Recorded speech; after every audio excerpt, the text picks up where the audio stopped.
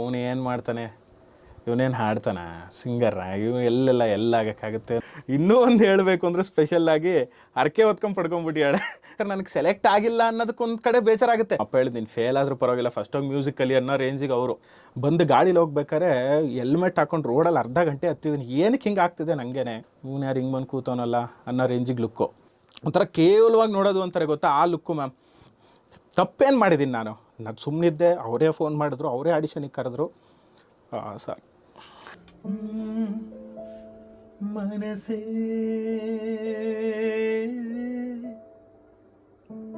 ಬದುಕು ನಿನಗಾಗಿ, ಬವಣೆ ನಿನಗಾಗಿ, ನನ್ನ ಪ್ರೀತಿಯೇ ಸುಳ್ಳಾದರೆ ಜಗವೆಲ್ಲ ಸುಳ್ಳು ಅಲ್ಲವೇ.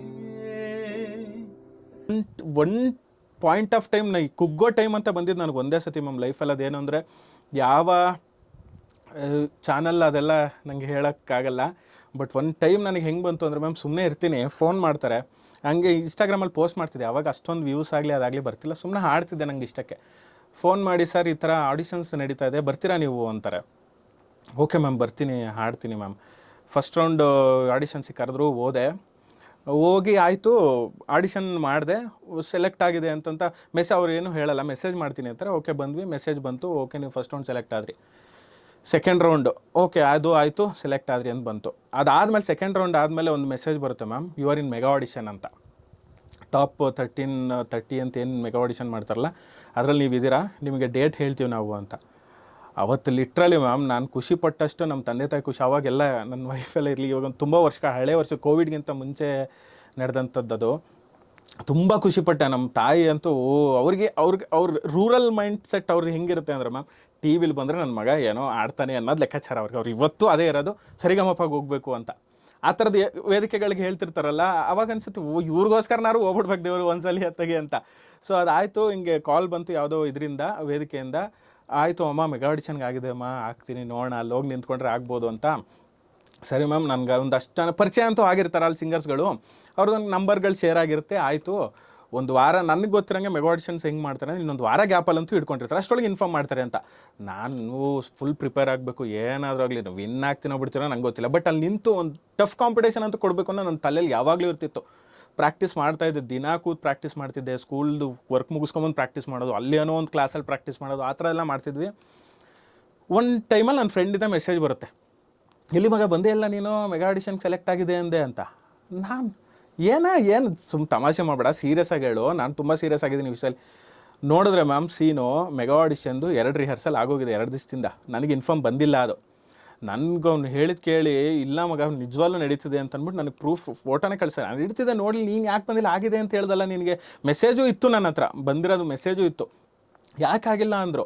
ಸರಿ, ನನಗೆ ಆಗಲಿಲ್ಲ ತಡ್ಕೊಳಕ್ಕೆ, ಏನು ಹಿಂಗೆ ಆಗ್ತಿದೆ ಅಲ್ಲ ಅಂತ ಅವ್ರಿಗೆ ಮೆಸೇಜ್ ಮಾಡಿದೆ. ಹಿಂಗೆ ಆಗ್ತಿದೆ ಅಂತ ಮ್ಯಾಮ್, ಮೆಗಾ ಆಡಿಷನ್ಸ್ಗೆ ಆಗಿದೆ ಅಂತ ಮಾಡಿದ್ರಿ, ಏನಕ್ಕೆ ಸೆಲೆಕ್ಟ್ ಮಾಡಿಲ್ಲ ಅಂದರೆ ನನಗೆ ಹೇಳೇ ಇಲ್ಲಲ್ಲ ಮ್ಯಾಮ್, ಹೆಂಗೆ ನಡೀತಿದೆ ಇದು ಅಂತ. ಅವ್ರು ಏನೂ ರಿಪ್ಲೈ ಮಾಡಲಿಲ್ಲ ಮ್ಯಾಮ್. ಮತ್ತೆ ಫೋನ್ ಮಾಡಿದೆ. ಸರಿ, ಫೋನ್ ಮಾಡಿದಾಗ, ಸುಬ್ರಹ್ಮಣ್ಯ ಅವ್ರು ಹಿಂಗೆ ನಡೀತಿದೆ, ಒಂದು ಕೆಲಸ ಮಾಡಿ ನೀವು ಬಂದುಬಿಡಿ, ನಾಳೆ ಸ್ಟುಡಿಯೋಗೆ ಬನ್ನಿ, ಮಾತಾಡ್ತೀನಿ ಅಲ್ಲಿ ಅಂದರು. ಏನೋ ಆಸೆ, ಓಕೆ ಆಗುತ್ತೆ ಫೋನ್, ಅಲ್ಲಿ ಹೋದ್ರೆ ಏನೋ ಆಗ್ಬೋದೇನೋ ಅಂತ ಹೋಗಿ ಕೂತ್ಕೊಂಡೆ ಮ್ಯಾಮ್. ಲಿಟ್ರಲಿ 9 ಗಂಟೆಗೆ ಬರೋಕ್ಕೆ ಹೇಳಿದ್ರು ಮ್ಯಾಮ್. ಓಕೆ, ತಿಂಡಿ ಖುಷಿಗೆ ನಂಗೆ ತಿಂಡಿ ಏನು ಬೇಡ ಅಂತ ಹೋಗಿ ಕೂತ್ಕೊಂಡೆ. ಸರಿ, ಅಲ್ಲೊಂದು ರೌಂಡ್ ನಡೀತಾ ಇದೆ ಮ್ಯಾಮ್, ಅಲ್ಲಿ ಆಡಿಷನ್ಸ್ಗೆಲ್ಲ ಇದ್ದಾರೆ. ಅಲ್ಲಿ ಏನಾಗ್ತಿದೆ, ರೌಂಡ್ಸ್ಗಳು ಪ್ರಾಕ್ಟೀಸ್ ನಡೀತಾ ಇದೆ, ಯಾರ್ಯಾರಿಗೆ ಯಾವ್ಯಾವ ಸಾಂಗು ಏನು ಅಂತ. ಕಂಟೆಸ್ಟೆಂಟ್ಸು 9 ಆಯಿತು, ಒಂದು 10-11 ಗಂಟೆನ ಕಂಟೆಸ್ಟೆಂಟ್ ನನ್ನನ್ನು ನೋಡ್ತಾರೆ, ಇವನು ಯಾರು ಹಿಂಗೆ ಬಂದು ಕೂತವನಲ್ಲ ಅನ್ನೋ ರೇಂಜಿಗೆ ಲುಕ್ಕು. ನನಗೆ ಅರ್ಥ ಆಗ್ತಿದೆ ಅದು ಇಲ್ಲೇನೋ ಬೇರೆ ಏನೋ ನಡೀತಿದೆ ಅಂತ. ಸರಿ, ಇನ್ನೂ ಯಾರ್ಯಾರು ಉಳಿದಿದ್ದಾರೆ ಅಂದಾಗ ಎಲ್ಲ ಕೈ ಎತ್ತರು, ನಾನು ಹಿಂಗೆ ಕೈ ಎತ್ತಿದೆ. ಲಿಟ್ರಲಿ ಮ್ಯಾಮ್ ಅವತ್ತು ನನ್ನನ್ನು ಹೆಂಗೆ ನೋಡ್ಬಿಟ್ರು ಅಂದ್ರೆ, ಇವ್ನು ಯಾವನು ಬಂದು ಕೂತವನು, ಇವ್ನು ಯಾರು ಕರೆದಿರೋದು ಅನ್ನೋ ರೇಂಜಿಗೆ. ನನಗೆ ಕರೆದವರು ಆ ಚಾನಲ್ದು ಏನಿದ್ರು ಅವ್ರು ಕಾಣಿಸ್ತಾನೆ ಇಲ್ಲ. ಗೊತ್ತಾಗ್ತಿದೆ ಇಲ್ಲಿ ನನಗೇನೋ ಆಗ್ತಿದೆ, ಇದು ಸರಿಯಿಲ್ಲ ಅಂತ. ಸ್ಟೇಜ್ ಮೇಲೆ ಹಾಡ್ತಾರೆ, ನಡೀತಾ ಇದೆ. ಒಂದು ಸರ್ಟನ್ ಟೈಮಿಗೆ ಸೀರಿಯಸ್ಲಿ ಅನ್ನಿಸ್ತು ಮ್ಯಾಮ್, ನಾನು ಹೋಗಿ ಪರ್ಫಾರ್ಮ್ ಮಾಡೋ ಅಷ್ಟಿಲ್ವಾ ಅಲ್ಲಿ, ಅಷ್ಟಂತೂ ಪ್ರಾಕ್ಟೀಸ್ ಅಂತೂ ಮಾಡಿದ್ನಲ್ಲ, ಏನಕ್ಕೆ ಆಗ್ತಿಲ್ಲ ನನಗೆ ಅಂತ ಕೂತ್ಕೊಂಡೆ ಮ್ಯಾಮ್. ಮಧ್ಯಾಹ್ನ ಬೆಳಗ್ಗೆ 9 ಗಂಟೆಗೆ ಹೋದವನು 2 ಗಂಟೆ ಆಯಿತು, 3 ಗಂಟೆ ಆಯಿತು, 4 ಗಂಟೆ ಆಯಿತು. ಕಂಟೆಸ್ಟೆಂಟಲ್ಲಿ ಇದ್ದವ್ರು, ಅಲ್ಲಿ ಇದ್ದಿದ್ದು ಮ್ಯೂಸಿಷಿಯನ್ಸು, ಅಲ್ಲಿದ್ದು ಅವರು ಯಾರ್ಯಾರು ಅವ್ರಿಗೆ ಟೀಚ್ ಮಾಡೋ ಇವರೆಲ್ಲ ಇರ್ತಾರಲ್ಲ, ಅವ್ರು ಎಲ್ಲರೂ ನನ್ನನ್ನು ಹೆಂಗೆ ನೋಡ್ತಿದ್ದಾರೆ ಅಂದರೆ, ಯಾವನು ಬಂದು ಕೂತವನೆ, ಏನೋ ಅವಕಾಶ ಕೇಳ್ಕೊಂಡು ಬಂದು ಕೂತಿರ್ಬೇಕು. ಒಂಥರ ಅವ್ರ ಲುಕ್ಕಲ್ಲಿ ಅದನ್ನ ನನಗೆ ಎಕ್ಸ್ಪ್ರೆಸ್ ಮಾಡೋಕ್ಕಾಗ್ತಿಲ್ಲ. ಒಂಥರ ಕೇವಲವಾಗಿ ನೋಡೋದು ಅಂತಾರೆ ಗೊತ್ತಾ, ಆ ಲುಕ್ಕು ಮ್ಯಾಮ್. ಸರಿ ಆಯಿತು, ಕುತ್ಕೊಂಡೆ. 4:15 5 ಗಂಟೆ ಆಯಿತು, ಏನೂ ತಿಂದಿಲ್ಲ ನಾನು. ಯಾವಾಗ ಕರೆದು ಬಿಡ್ತಾರೋ, ನಾನೆಲ್ಲ ಆಚೆ ಹೋದ್ರೆ ಮತ್ತೆ ಮಿಸ್ ಆಗಿಬಿಡುತ್ತಲ್ಲ ಅಂತ.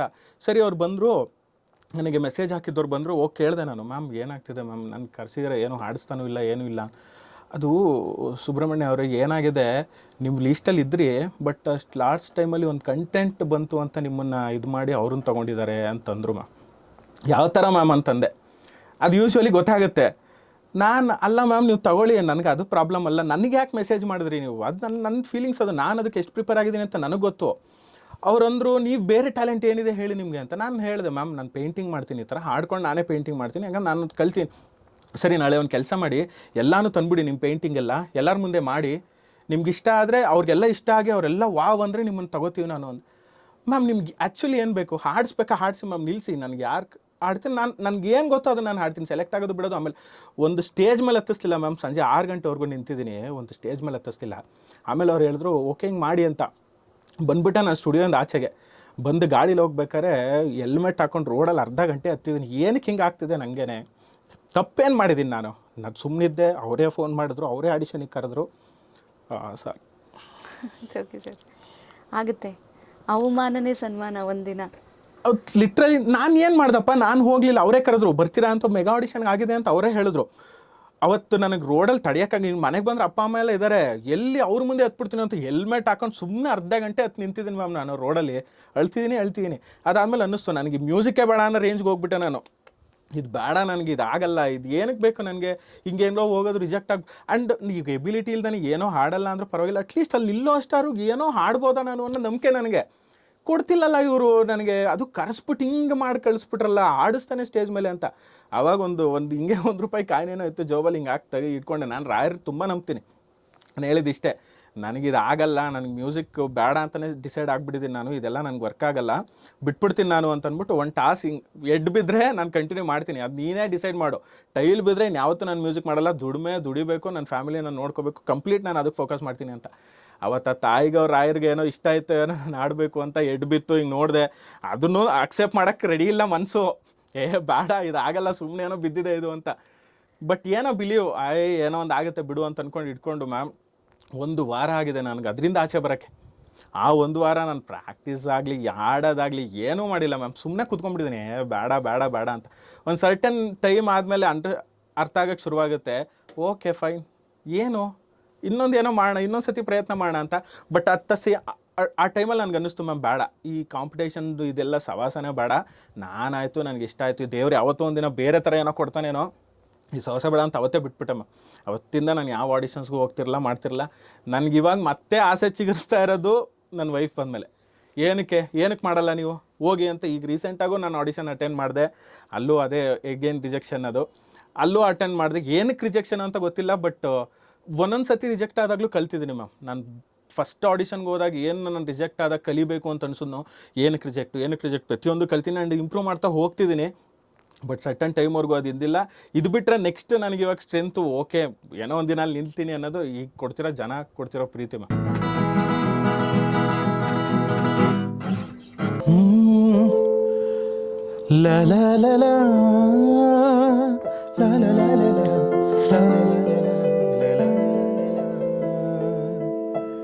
ಗೀತಾಂಜಲಿ ಹಾಲುಗೆನ್ನಿಗೆ ಮಾರೆಗಣ್ಣಿಗೆ ನಮ್ಮೂರ ಹೆಣ್ಣಿಗೆ, ಓ ಕನಕಾಂಬರಿ ನೀನು ಬಾರದೆ ಪೂಜೆಗೆ ಹೂವಿಲ್ಲ, ಓ ಶ್ವೇತಾಂಬರಿ ನೀನು ಬಾರದೆ ಉತ್ಸವ ಸಾಗಲ್ಲ, ನೀರಾಗಲೇನೆನ ಮೈಯ ಮೇಲೆ ಚರಿಯುಗಲು, ಗಾಜಾಗಲೇನೆನ ನಿನ್ನ ಅಂದ ಚಂದ ತೋರಲು, ಮಂಜಾಗಲೇನೆನ ನಿನ್ನ ಕೋಪ ತಂಪು ಮಾಡಲು, ತೇರಾಗಲೇನೆನ ನಿನ್ನ ಹೊತ್ತುಕೊಂಡು ಹೋಗಲು, ಕೇಳದೆ ದೇವಿ ವರವ ಕೊಡಳು, ಹೊಗಳದೆ ನಾರಿ ಮನಸ್ಸು ಕೊಡಳು, ಓ ಕನಕಾಂಬರಿ ನೀನು ಬಾರದೆ ಪೂಜೆಗೆ ಹೂವಿಲ್ಲ, ಓ ಶ್ವೇತಾಂಬರಿ ನೀನು ಬಾರದೆ ಉತ್ಸವ ಸಾಗಲ್ಲ, ಗೀತಾಂಜಲಿ ಹಾಲುಗೆನ್ನೆಗೆ ಮಾರೆಗಣ್ಣಿಗೆ ನಮ್ಮೂರ ಹೆಣ್ಣಿಗೆ.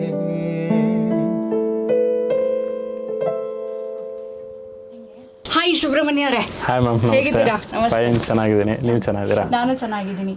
ಓಕೆ, ಸಂಗೀತ ಲೋಕ ವೈ ಚೂಸ್ ಮಾಡೋದಕ್ಕೆ ರೀಸನ್ ಮೇನ್ಲಿ ನಮ್ಮ ತಂದೆ. ಯಾಕಂದರೆ ನಮ್ಮ ತಂದೆನೇ ಮ್ಯೂಸಿಷಿಯನ್. ಅವರು ಹರಿಕತೆ ಡ್ರಾಮಾಗಳಿಗೆ ಕೀಬೋರ್ಡ್ ನುಡಿಸ್ತಾರೆ ಆ್ಯಂಡ್ ಹಾರ್ಮೋನಿಯಂ ನುಡಿಸ್ತಾರೆ.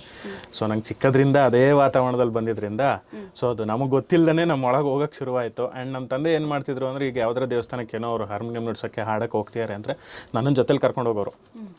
ಕೂರ್ಸೋದು, ಹಾಡು ಕೇಳು ಅನ್ನೋದು, ತಾಳ ಹಾಕು ಅನ್ನೋದು. ಸೊ ಅದು ಗೊತ್ತಿಲ್ಲದೇ ನಿಮ್ಮ ಮಗ ಎಷ್ಟು ಚೆನ್ನಾಗಿ ತಾಳ ಹಾಕ್ತಾನೆ ಅದು ನಮಗೆ ಚಿಕ್ಕದ್ರಿಂದ ಬಂದುಬಿಡ್ತು. ಹಿಂಗೆಲ್ಲ ಹಾಡಿದ್ರೆ ಚೆನ್ನಾಗಿದಾಗುತ್ತೆ, ನಮ್ಮ ತಂದೆ ಜೊತೆ ನಾನು ಕಲಿಬೇಕು ಅನ್ನೋದು. ಸೊ ಅಲ್ಲಿಂದ ಬೆಳ್ಕೊಂಡು ಬಂತು, ಇಲ್ಲಿವರೆಗೂ ತಂದು ನಿಲ್ಲಿಸಿದೆ ಮ್ಯಾಮ್ ಅದು. ಓಕೆ, ಸೊ ಈಗ ಸಂಗೀತ ಲೋಕದಲ್ಲಿ ತುಂಬ ಕಾಂಪಿಟೇಷನ್ಸ್ ಇದೆ. ಈಗ ತುಂಬ ಜನ ಮ್ಯೂಸಿಕ್ ಡೈರೆಕ್ಟರ್ ಇದ್ದಾರೆ, ಸಿಂಗರ್ಸ್ ಇದ್ದಾರೆ. ಸೊ ಈ ಕಾಂಪಿಟೇಷನ್ ಈಗ ನೀವಿರುವಂತಹ ಪರಿಸ್ಥಿತಿಗೆ ಪಾಸಿಟಿವ್ ಆಗ್ತಾ ಇದೆಯಾ, ನೆಗೆಟಿವ್ ಆಗ್ತಾ ಇದೆಯಾ? ಮ್ಯಾಮ್ ಆ್ಯಕ್ಚುಲಿ ನನಗೆ ನೋಡ್ತಿರೋ ಪ್ರಕಾರ ಎರಡೂ ಆಗ್ತಾಯಿದೆ.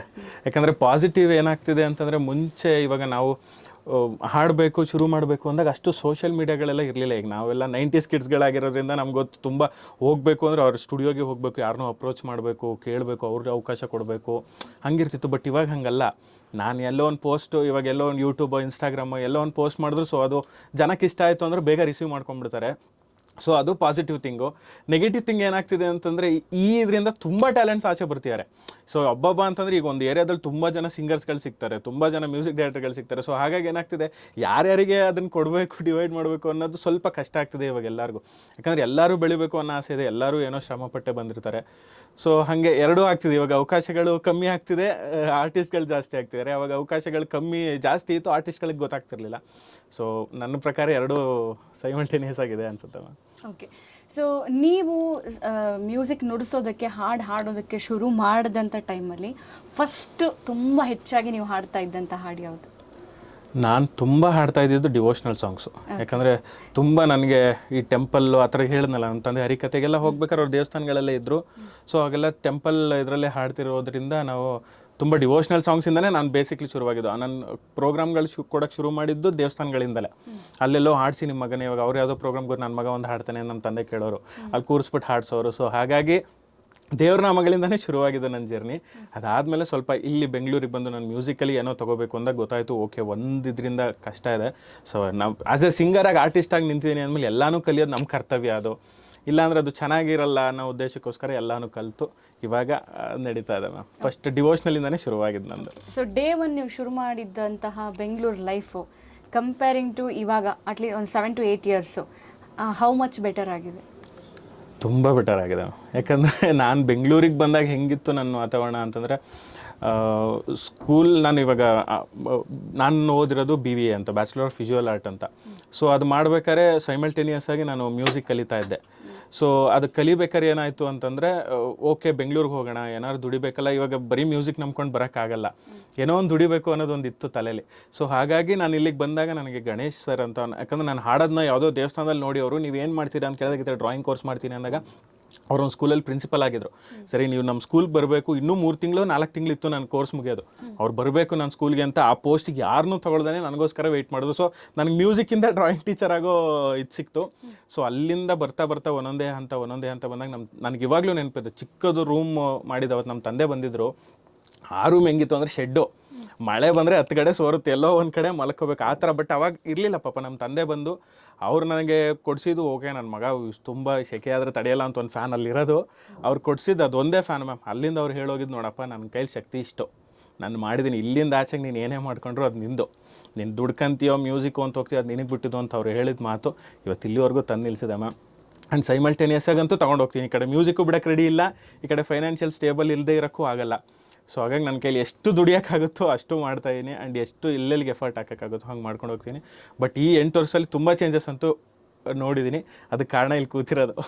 ಓಕೆ, ಸೊ ಎಷ್ಟೋ ಜನರಿಗೆ ಎಸ್ಪೆಷಲಿ ಹುಡುಗರಿಗೆ ಅಪ್ಪ ರೋಲ್ ಮಾಡೆಲ್ ಆಗಿ ನಿಂತಿರ್ತಾನೆ. ಅಪ್ಪ ಅಂದರೆ ಆಕಾಶ ಕಣ್ಸು ಕಾಣೋಂಗೆ ಮಾಡೋನೇ ಅಪ್ಪ ಅಂತ ಹೇಳ್ತಾರೆ. ನಿಮ್ಮ ಜೀವನದಲ್ಲಿ ಅಪ್ಪ ಅವರ ರೋಲ್ ಎಷ್ಟು % ಇತ್ತು? ಹೇಗಿತ್ತು ಅವರ ಸಪೋರ್ಟ್?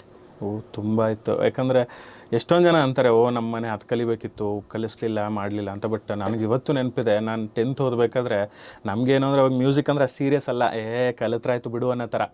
ಸೊ ನಾನು 10th ಓದ್ಬೇಕಾರೆ ಅಪ್ಪ ಇವಾಗ 10th ನಾನು ಮ್ಯೂಸಿಕ್ಕು ನಿಲ್ಲಿಸ್ತೀನಿ ಒಂದು ವರ್ಷ ಅಂತಂದಿದ್ದಕ್ಕೆ ನಮ್ಮ ಅಪ್ಪ ಹೇಳಿದ್ದು, ನೀನು ಫೇಲ್ ಆದರೂ ಪರವಾಗಿಲ್ಲ, ಫಸ್ಟೋಗಿ ಮ್ಯೂಸಿಕ್ ಕಲಿ ಅನ್ನೋ ರೇಂಜಿಗೆ ಅವರು.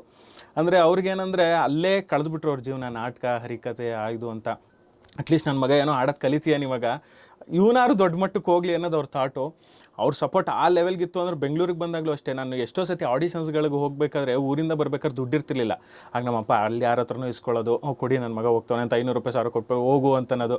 ಸೊ ನಾವು ಅದನ್ನು ತೊಗೊಂಡು ಇಲ್ಲಿ ಬರೋವು, ಆಡಿಷನ್ ಮಾಡೋವು, ಏನೋ ಆಸೆ. ಬಟ್ ಆ ಥರ ತುಂಬ ರಿಜೆಕ್ಷನ್ಸ್ಗಳಾಗಿದೆ ಮ್ಯಾಮ್. ಬಟ್ ಅವ್ರು ಒಂದಿನೂ ಹೆಂಗೋ ನೀನು ಸೆಲೆಕ್ಟ್ ಆಗಲ್ಲ, ಹೋಗಿ ಯಾಕೆ ಹೋಗ್ತೀಯ ಬಿಡು ಅಂತ ಯಾವತ್ತೂ ಅಂದವರಲ್ಲ.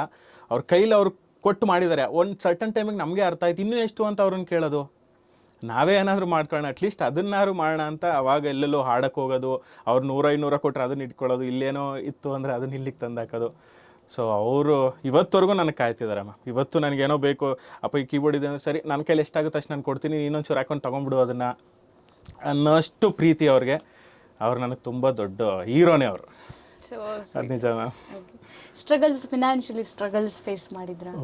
ತುಂಬ ಆಗಿದೆ ಮ್ಯಾಮ್. ಯಾಕಂದರೆ ಅವಾಗ ಹೇಳಿದ್ನಲ್ಲ, ಇವಾಗ ಬಂದೆ ಜಾಯ್ನ್ ಆದೆ, ಸರಿ ಮುಂದಕ್ಕೆ ಏನು ಮಾಡಬೇಕು ಗೊತ್ತಿಲ್ಲ, ಒಂದೊಂದು ರೂಪಾಯು ನನಗೆ ಇಂಪಾರ್ಟೆಂಟು. ಇವಾಗ ಸ್ಕೂಲ್ ಟೀಚರ್ ಅಂದರೆ ಅಬ್ವಿಯಸ್ಲಿ ಎಲ್ಲರಿಗೂ ಗೊತ್ತು, ಅಷ್ಟು ಸಂಬಳ ಅಂತೂ ಖಂಡಿತ ಸಿಗಲ್ಲ ಮ್ಯಾಮ್. ಅದು ಮಿನಿಮಲ್ ಇದು ಅಂದರೆ ಓಕೆ, ನಿನ್ನ ಸಂಬಳ ಬರ್ತಿದೆ ಅನ್ನೋ ಲೆಕ್ಕಾಚಾರಕ್ಕೆ ಅದಿರುತ್ತೆ. ಬಟ್ ನನಗೆ ಫೈನಾನ್ಷಿಯಲಿ ಇನ್ನೊಂದು ಸ್ವಲ್ಪ ಬೇಕಿತ್ತು. ಈಗ ಮನೆಗೆ ಕಳಿಸ್ಬೇಕು, ನಾನಿಲ್ಲಿ ಸರ್ವೈವ್ ಆಗಬೇಕು, ರೆಂಟ್ ಕಟ್ಟಬೇಕು, ಅದೆಲ್ಲ ಇತ್ತು. ಸೊ ಹಾಗಾಗಿ ನಾನು ಏನು ಮಾಡಿದೆ, ಓಕೆ ಅದರಲ್ಲಿ 1 ವರ್ಷ ಅಂತೂ ಕಳೆದೆ. ಬಸ್ಸಲ್ಲಿ ಓಡಾಡು ಬಾ, ಆ ಬಸ್ ಪಾಸಿಗೆ ಕೊಡೋಕ್ಕೂ ಹಿಂದೆ ಮುಂದೆ ನೋಡ್ತೀವಿ, ನಡ್ಕೊಂಡು ಹೋಗ್ಬಿಟ್ರೆ ಒಂದು ಸ್ವಲ್ಪ ಉಳಿತಿತ್ತಲ್ಲ ಅನ್ನೋ ರೇಂಜಿಗೆಲ್ಲ ಯೋಚನೆ ಮಾಡ್ತಿದ್ವಿ. ಅದಾದಮೇಲೆ ಇದು ಯಾಕೋ ಆಗ್ತಿಲ್ಲ. ಯಾಕಂದರೆ ನಾನು ಅಲ್ಲಿ ಬರ್ಬೇಕಾದ್ರೆ ಕಲ್ತು ಬಂದಿದ್ವಿ ಮ್ಯೂಸಿಕ್, ಒಂದು ಕ್ಲಾಸಿಕಲ್ ಕೋರ್ಸ್ ಅಂತ ಮುಗಿಸ್ಕೊಂಡು ಬಂದಿದ್ದೆ. ಅದಾದಮೇಲೆ ಮಕ್ಳಿಗೆ ಪಾಠ ಮಾಡೋಕ್ಕೆ ಶುರು ಮಾಡಿದೆ ನಾನು. ಯಾವಾಗ ಅಲ್ಲಿ ಪಾಠ ಕ್ಲಾಸಸ್ಗಳು ಶುರು ಮಾಡಿದ್ನೋ ಅವಾಗ ಸ್ವಲ್ಪ ಫೈನಾನ್ಷಿಯಲಿ ಒಂಚೂರು ಬೆಟರ್ ಆಗ್ತಾ ಶುರುವಾಯಿತು. ಒಂದು ಸರ್ಟನ್ ಟೈಮಲ್ಲಿ ಅವಾಗ ಹೆಂಗಾಯಿತು ಅಂದರೆ, ನಮ್ಮ ತಂದೆ ಕೇಳೋಕ್ಕೂ ಭಯ, ಇಲ್ಲಿ ದುಡ್ಡು ಖರ್ಚಾಗ್ಬಿಟ್ಟಿದೆ, ಇಲ್ಲಿ ಏನೋ ಫ್ರೆಂಡ್ಸ್ ಜೊತೆ ಹೋಗಿ ತಿಂದ್ರೂ ಹೋಯ್ತು ದುಡ್ಡು, ರೆಂಟ್ ಕಟ್ಟಕ್ಕೆ ಬೇಕು. ಈಗ ಆ್ಯಕ್ಚುಲಿ ಅದೆಲ್ಲದಕ್ಕಿಂತ ದೊಡ್ಡ ಪ್ರಾಬ್ಲಮ್ ನನಗೆ ಆಗ್ತಿದ್ದು ಇನ್ಸ್ಟ್ರೂಮೆಂಟ್ಗಳು ಪರ್ಚೇಸ್ ಮಾಡೋಕ್ಕೆ. ಈಗ ನಮ್ಮದು ಹೆಂಗೆ ಅಂದರೆ, ಹಾಡೋದು ಓಕೆ, ನಾನು ನಿಂತ್ಕೊಂಡು ಹಾಡ್ಬಿಡ್ಬೋದು, ಬಟ್ ಅದಕ್ಕೊಂದು ಕೀಬೋರ್ಡ್ ಅಂತ ಬೇಕು, ಅದಕ್ಕೊಂದು ಏನೋ ಒಂದು ಇನ್ಸ್ಟ್ರೂಮೆಂಟ್ ಬೇಕು ಅಂದರೆ ಎಲ್ಲ ಎಕ್ಸ್ಪೆನ್ಸಿವು, ತಗೊಳಂಗಿಲ್ಲ ಬಿಡಂಗಿಲ್ಲ. ಅದರಲ್ಲಿ ಏನೇನೋ ಒಂಚೂರು ಉಳಿಸಿ ಇಟ್ಟು ಇದನ್ನು ತಗೊಳ್ಳೋಣ ಇದನ್ನು ಮಾಡೋಣ ಅಂತ ಒಂದೊಂದೇ ಕೂಡಿಸಿ ತಗೊಂಡು ಇವತ್ತೊಂಚೂರು ಅಟ್ಲೀಸ್ಟ್ ಓಕೆ, ನಾನು ಒಬ್ಬ ಮ್ಯೂಸಿಕ್ ಮಾಡೋಕ್ಕೆ ಏನೇನು ಬೇಕೋ ಅದ್ರದ್ದು ಬೇಸಿಕ್ ನೀಡ್ಗಳು ನನ್ನ ಹತ್ರ ಇದೆ ಅನ್ನೋ ಅಷ್ಟಂತೂ ಹೊಂದಿಸ್ಕೊಳ್ಳೋ ಅಷ್ಟಾಗಿದೆ. ಇದಕ್ಕೆಲ್ಲ ಅದೇ ನನ್ನ ಕ್ಲಾಸಸ್ಸು ಅದೆಲ್ಲ ಕೈ ಹಿಡಿತು ಮ್ಯಾಮ್. ಅದು ಸರಸ್ವತಿ ನನ್ನ ಕೈ ಹಿಡಿದ್ಲು ಅನ್ನೋದು ನನಗೆ ಇವತ್ತವರೆಗೂ ಅದ್ರ ಮೇಲೆ ಪ್ರೀತಿ ಇದೆ. ಅವತ್ತು ನಾವು ಅದನ್ನು ಗೌರವಿಸಿ ಕಲ್ತಿದ್ದಕ್ಕೆ ಇವತ್ತವರೆಗೂ ಅವಳು ನಮ್ಮನ್ನು ಕೈ ಹಿಡಿತಾಳೆ. ಸೊ ಇವಾಗ ಶುರು ಮಾಡಿದೆ ಹೇಳಿ ಎತ್ಕೊಳ್ಳೋಕ್ಕೆ, ನೋಡೋಣ ಎಲ್ಲಿವರೆಗೂ ತಗೊಂಡೋಗ್ತಾಳೆ ಅಂತ.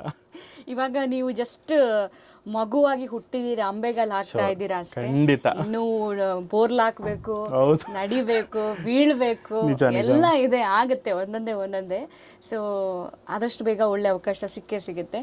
ಸೊ ಫಸ್ಟ್ ಸಿನಿಮಾ ನಿಮ್ಮದು ಪಲಾರ್ ಅಂತ ಹೇಳಿ ಮಾಡಿದ್ರಿ, ಅದಕ್ಕೆ ಮ್ಯೂಸಿಕ್ ಡೈರೆಕ್ಟರ್ ಆಗಿ ಕೆಲಸ ಮಾಡಿದ್ರಿ. ಆ ಎಕ್ಸ್ಪೀರಿಯನ್ಸ್ ಹೇಗಿತ್ತು? ಅದು ನನಗೆ ಮ್ಯೂಸಿಕ್ ಡೈರೆಕ್ಟ್ರಾಗಿ ಬಂದಿದ್ದೇ ದೊಡ್ಡ, ಯಾಕಂದರೆ ನನ್ನ ಥಾಟ್ ಇದ್ದಿದ್ದು ಮ್ಯಾಮ್, ಬೆಂಗಳೂರಿಗೆ ಬರ್ಬೇಕಾದ್ರೆ ಮ್ಯೂಸಿಕಲ್ಲಿ ಏನೋ ಅಚೀವ್ ಮಾಡಬೇಕು ಅಂತ. ಖಂಡಿತ ನಾವು ಮ್ಯೂಸಿಕ್ ಡೈರೆಕ್ಟ್ರು ಪೊಸಿಷನ್ಲಿ ನಿಂತ್ಕೋಬೇಕು, ಯಾಕಂದರೆ ಆ ಜವಾಬ್ದಾರಿನೇ ತುಂಬ ದೊಡ್ಡದು. ನಾನು ಅವಾಗೆಲ್ಲ ಕಂಪೋಸ್ ಮಾಡ್ಬೇಕಾದ್ರೆ ಹೆಂಗೆ ಇವೆಲ್ಲ ಕಂಪೋಸ್ ಮಾಡ್ತಾರೆ ಏನು ಅಂತ, ಸರಿ ಬೇಡ ಇವೆಲ್ಲ ಸಿಂಗರ್ ಆಗಿಬಿಡೋಣ ಸಾಕು ಅಂದ್ಕೊಂಡು ಬಂದ್ವಿ. ಅದು ಬಂದು ತುಂಬ ಡೈರೆಕ್ಟ್ರುಗಳ ಮನೆ ತುಂಬ ಇದನ್ನೆಲ್ಲ ಅಲಿದ್ವಿ. ಈ ಥರ ಅಟ್ಲೀಸ್ಟ್ ಕೋರಸ್ ಹಾಡಕ್ಕೆ ಕೊಡಿ ಸರ್, ಈ ಥರ ಹಾಡ್ತೀನಿ ಅಂತ. ಓಕೆ, ಎಲ್ಲರೂ ಹೇಳೋರು ಆಡ್ತೀನಿ ಅಂತ ಗೊತ್ತಲ್ಲ, ಅದು ಹೇಳ್ತಾರೆ ಪಾಪ, ಅವ್ರುಗಳಿಗೇನೋ ಪ್ರಾಬ್ಲಮ್ಸ್ ಇರುತ್ತೆ, ಹಾಕ್ಕೊಳಕ್ಕಾಗಲ್ಲ. ಒಂದು ಸರ್ಟನ್ ಟೈಮಲ್ಲಿ ಏನು ಅನಿಸ್ಬಿಡುತ್ತೆ ಅಂದರೆ, ಹೆಂಗಿದ್ರು ಕಷ್ಟಪಡ್ತೀನಿ, ಯಾವುದೂ ಆಗ್ತಿಲ್ಲ, ಸ್ವಲ್ಪ ದೊಡ್ಡದಾಗೆ ಏನೋ ಮಾಡ್ಬಿಟ್ಟು ಸೋತ್ಬಿಡೋಣ ಅಂದ್ಕೊಂಡು ಏನೋ ಕಂಪೋಸ್ ಮಾಡೋಕ್ಕೆ ಸುಮ್ಮನೆ ಶುರು ಮಾಡಿದೆ, ನನಗೇನು ಬರುತ್ತೆ ನೋಡೋಣ ಅಂತ. ಅದೊಂಥರ ಖುಷಿ ಕೊಡೋಕ್ಕೆ ಶುರುವಾಯ್ತು ಆ ಪ್ರೋಸೆಸ್. ಅದಾದಮೇಲೆ ನನ್ನ ಫ್ರೆಂಡ್ಸ್, ನಾನು ಪ್ರೀವಿಯಸ್ ಸ್ಕೂಲಲ್ಲಿ ವರ್ಕ್ ಮಾಡ್ತಿದ್ದಾಗ ಒಬ್ಬರು ಕೊರಿಯೋಗ್ರಾಫರ್ ಬರ್ತಿದ್ರು. ಅವರು ಯಾವುದೋ ಇಂಡಿಪೆಂಡೆನ್ಸ್ ಡೇಗೆ ಒಂದು ಸಾಂಗ್ ಪರ್ಫಾರ್ಮ್ ಮಾಡಿಸ್ಬೇಕಿತ್ತು ಮಕ್ಳುಗಳ ಕೈಲಿ. ಅವ್ರು ಅಂದರು, ಸರ್ ನೀವು ಕಂಪೋಸ್ ಮಾಡ್ತೀರಾ ಅಂದರು.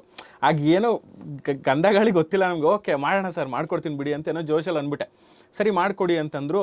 ಕೂತ್ಕೊಂಡ್ವಿ, ಕಂಪೋಸ್ ಮಾಡೋಣ ಅಂದ್ಬಿಟ್ಟು ಕೂತ್ಕೊಂಡೆ. ಅವ್ರಿಗೆ ಇಷ್ಟ ಆಯ್ತದು, ಚೆನ್ನಾಗಿ ಮಾಡಿದ್ರೆ ಸರ್, ಸೂಪರ್ ಅಂದರು. ಅಲ್ಲಿಂದ ನನ್ನ ಫಸ್ಟ್ ಕಾನ್ಫಿಡೆಂಟ್, ಪರವಾಗಿಲ್ಲ ನಾನು ಕಂಪೋಸ್ ಮಾಡ್ಬೋದು ಅಂತ. ಅದಾದಮೇಲೆ ಒಂದು ಚಿಕ್ಕ ಶಾರ್ಟ್ ಮೂವೀಸ್ಗಳು ಬಂತು.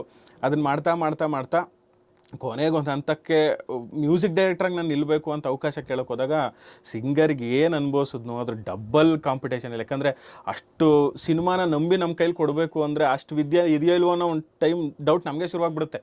ಓಕೆ, ಏನು ಮಾಡೋದಿದೆ ಇವಾಗ ಅಂತ.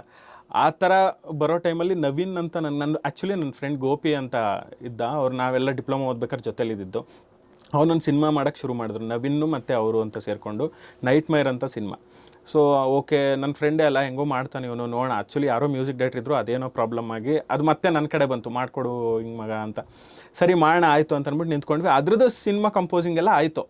ಅದಾದಮೇಲೆ ಸ್ವಲ್ಪ ಏನೋ ಅದ್ರದ್ದು ಏನೋ ಪ್ರಾಬ್ಲಮ್ಸಿಂದ ಇದನ್ನು ಅದು ಸ್ಟಾಪ್ ಆಗೋಯ್ತು. ಇದೇನಪ್ಪ ಇದು ಹಿಂಗೆ ಕೈಗೆ ಬಂದಿದ್ದು ಹಿಂಗೆ ಬಾಯಿಗೆ ಬರಲಿಲ್ಲಲ್ಲ ಅನ್ನೋದೊಂದು ಬೇಜಾರಾಯಿತು.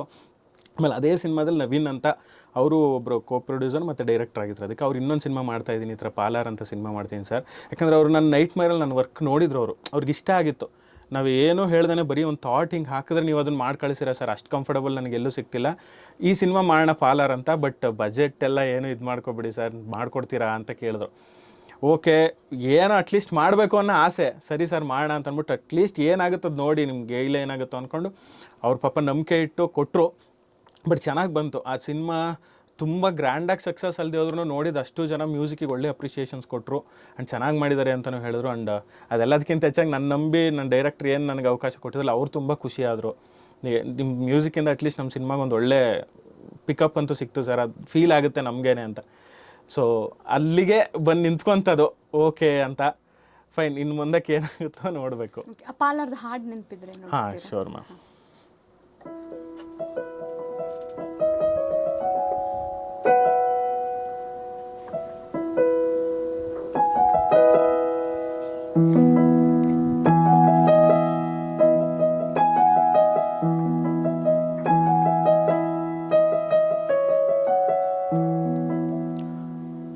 ಮೌನದ ಬಾಗಿಲನು ತೆರೆದರೆ ಸುರಿವಂತ ಮುತ್ತನು ಪೂರ್ಣಿಸುವೆ ನನ್ನರಸಿ, ಪರಿ ಹೂವಲಿರೋ ಪರಿಮಳ ಸಂಗ್ರಹಿಸಿ ಪರಿಚಯ ಮಾಡಿಸುವೆ ನನ್ನರಸ. ಮನದ ಸವಿ ಋತುಗಾನ ಕೇಳಿ ಮೊಗದ ಹುಸಿ ನಗುವೆ ರಂಗೋಲಿ. ಮನದ ಸವಿ ಋತುಗಾನ ಕೇಳಿ ಮೊಗದಲ್ಲಿ ಎಂದೆಂದು ನಗು ತುಂಬಿರಲಿ. ಮೌನದ ಬಾಗಿಲನು ತೆರೆದರೆ ಸುರಿವಂತ ಮುತ್ತನು ಪೂರ್ಣಿಸುವೆ ನನ್ನರಸಿ.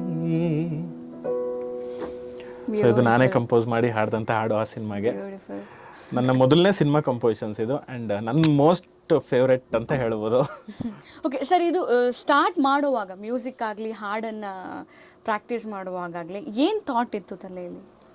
ಈ ಸಾಂಗ್ ಅಂದರೆ ಈ ಸಿನಿಮಾಗೆ ಒಬ್ಬ ಮ್ಯೂಸಿಕ್ ಡೈರೆಕ್ಟರ್ಗೆ ಮ್ಯೂಸಿಕ್ ಕಂಪೋಸ್ ಮಾಡುವಾಗ ಓಕೆ ಹಾಡನ್ನು ನೀವೇ ಹಾಡಿ? ಹೌದೌದು, ಇದು ನಾನೇ ಹಾಡಿದ್ದು. ಏನು ಥಾಟ್ ಇತ್ತು ತಲೆಯಲ್ಲಿ? ಸೊ ಥಾಟ್ ಇದು ಕಂಪ್ಲೀಟ್ಲಿ ಒಂದು ಆ ಸಿನಿಮಾ ನೋಡಿದ್ರೆ ಗೊತ್ತಾಗ್ತಿತ್ತು ಅದು ಹೆಂಗಿದೆ ಅಂತಂದರೆ ಕಂಪ್ಲೀಟ್ಲಿ ಒಂದು ಜನಾಂಗದ ಮೇಲೆ ಹೋಗುವಂಥ ಸಿನಿಮಾ. ಆ್ಯಂಡ್ ಅಲ್ಲಿ ಏನಾಗಿರುತ್ತೆ, ಅವರಿಬ್ಬರು ಕ್ಯಾರೆಕ್ಟರ್ಗೂ ಎಜುಕೇಟೆಡ್ ಪರ್ಸನ್ಸ್ ಅಲ್ಲ, ಅವರು ಒಂದು ಶೋಷಣೆಗೊಳಗಾಗಿ ನಿಂತಿರುವಂಥವ್ರು. ಅವರಿಬ್ಬರ ಮಧ್ಯೆ ಏನೋ ಒಂದು ಪ್ರೀತಿ ಆಗುತ್ತೆ, ಅವನು ಹಳ್ಳಿಯವರು ಇವರು ಹಳ್ಳಿಯವರು. ಆ ಹುಡುಗಿ ಚಿಕ್ಕದಾಗಿ ಏನೋ ಇದರಲ್ಲಿ ಹಾಡ್ತಾ ಇರ್ತಾಳೆ, ಇವನಿಗೆ ಮ್ಯೂಸಿಕ್ ಅಂದರೆ ಇಷ್ಟ ಇರುತ್ತೆ. ಸೊ ಅವರಿಬ್ಬರು ಸೇರಿದಾಗ ಬರುವಂಥ ಫೀಲ್ ಅದು ನನಗೆ ಹೆಂಗೆ ಕೇಳಿದ್ರು ಡೈರೆಕ್ಟ್ರು ಅಂದರೆ, ಸರ್ ಅದು ತುಂಬ ಮ್ಯೂಸಿಕಲಿನೂ ಇರಬಾರ್ದು, ಅಂದರೆ ಅವ್ರು ಅಷ್ಟು ಕಲ್ತವ್ರಲ್ಲ, ಆ ಸಿಚುಯೇಷನ್ಸ್ಗೆ ಅದು ಮೆಲೋಡಿ ಆಗಿರಬೇಕು. ಆ್ಯಂಡ್ ಅವರಿಬ್ಬರು ಹಾಡ್ತಾರೆ ಅನ್ನೋದು ನಂಬಬೇಕು ಫಸ್ಟ್ ಜನ. ಅವರಿಬ್ಬರು ಹಳ್ಳಿಯವರು ಇದು ಹಾಡ್ಬೋದು, ಇಷ್ಟು ಸಿಂಪಲ್ ಆಗಿದೆ ಅನ್ನೋ ಥರದ್ದಿತ್ತು. ಸೊ ಅದು ನಂಗೆ ಸ್ವಲ್ಪ ಚಾಲೆಂಜಿಂಗ್, ಯಾಕಂದರೆ ಇದಕ್ಕೆ ಏನು ಯೂಸ್ ಮಾಡೋದು, ಹೆಂಗೆ ಮಾಡೋದು ಅಂತ. ಬಟ್ ನನ್ನ ಥಾಟಲ್ಲಿ ಬಂದಿದ್ದು ಒಂದೇನಂದ್ರೆ, ಎಷ್ಟಾಗುತ್ತೋ ಅಷ್ಟು ಮೆಲೋಡಿ ಮಾಡೋಣ, ಅಷ್ಟು ಸಿಂಪಲ್ ಆಗಿರ್ಬೇಕು. ಈಗ ಜನ ಕೇಳಿದ ತಕ್ಷಣ ವಾ ಚೆನ್ನಾಗಿದೆ ಅಲ್ವಾ ಇದು ಅನ್ನೋ ಥರ ಒಂದು ಥಾಟ್ ಬರಬೇಕು ಅಂತ. ಆ್ಯಂಡ್ ಅದು ನನಗೆ ಯಾವಾಗ ವರ್ಕ್ ಆಯಿತು ಅಂತಂದರೆ, ಈ ಸಿನಿಮಾ ಎಲ್ಲ ಆಗಿ DTS ತೊಗೊಂಡು ಹೋಗ್ತೀವಿ, ಅಲ್ಲಿ ಅವರು DTS ಮಾಡೋರು ಈ ಸಾಂಗ್ ಮಿಕ್ಸಿಂಗ್ ಮಾಡಬೇಕಾದ್ರೆ ಹಾಡ್ತಾ ಕೂರ್ತಿದ್ರು ಯಾವಾಗಲೂ, ಅದು ಮಿಕ್ಸ್ ಮಾಡ್ತಾ. ಸೊ ಅವತ್ತು ಅನ್ನಿಸ್ತು, ಅವರು ಅದನ್ನೇ ಹೇಳಿದ್ರು, ಈ ಹಾಡಿಗೆ ಈ ಸಿಚುಯೇಷನ್ಗೆ ತುಂಬ ಚೆನ್ನಾಗಿ ಸೂಟ್ ಆಗ್ತಿದೆ, ತುಂಬ ಚೆನ್ನಾಗಿ ಕಂಪೋಸ್ ಮಾಡಿದ್ರ ಅಂತ. ಸೊ ಅವತ್ತು ನನ್ನ ಮನಸ್ಸಿಗೆ ಒಂದು ಸಮಾಧಾನ ಇತ್ತು, ಓಕೆ ಡೈರೆಕ್ಟರ್ಗಳು ಏನು ಹೇಳ್ತಾರೋ ಅದನ್ನು ಕ್ಯಾಚ್ ಮಾಡೋ ಅಷ್ಟಂತೂ ಆಗ್ತಿದೆ, ಇದನ್ನು ನೆಕ್ಸ್ಟ್ ಲೆವೆಲ್ಗೆ ಇನ್ನೂ ಇದು ಮಾಡ್ಕೊಂಡು ಹೋದರೆ ಚೆನ್ನಾಗಿರುತ್ತೆ ಅಂತ. ಸೊ ಅದೊಂದು ಥಾಟ್ ತಲೆಯಲ್ಲಿತ್ತು, ಜಸ್ಟ್ ಸಿಂಪಲ್ಲಾಗಿ ಮೆಲೋಡಿಯಸ್ ಆಗಿದ್ದರೆ ಜನಕ್ಕೆ ಇಷ್ಟ ಆಗುತ್ತೆ ಅನ್ನೋದೊಂದು ಥಾಟ್ ಇತ್ತಮ್ಮ. ಓಕೆ, ಸೊ ಇವಾಗ ಮೆಲೋಡಿ ಡೆವೋಷ್ನಲ್ ಬಿಟ್ಟು ಸುಬ್ರಹ್ಮಣ್ಯ ಅವರು ಬೇರೆ ಏನು ಮಾಡೋದಕ್ಕೆ ಸಾಧ್ಯ, ಏನೆಲ್ಲ ಮಾಡ್ತಾರೆ? ಅಂದರೆ ಬೇರೆ ಜಾನರ್ ಆಗಿರ್ಬೋದು, ಬೇರೆ ಹಾಡುಗಳು ಯಾವ ಥರ ಕ್ರಿಯೇಟ್ ಮಾಡ್ತಾರೆ?